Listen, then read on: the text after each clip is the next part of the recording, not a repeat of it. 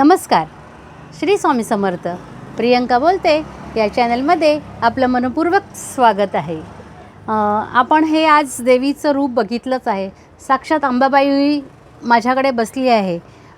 हा मार्गशीर्ष महिना सुरू झाला आहे आता आजपासून. तर काही लोकांना मार्गशीर्ष महिना फक्त आपण उपवास करतो असं नाही असतं.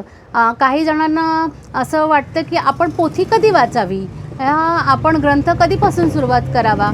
तर ग्रंथ हा मार्गशीर्ष मधला गुरुवार, पहिला गुरुवार असतो तेव्हापासून आपण ग्रंथ वाचायला सुरुवात केली तरी काही हरकत नाही.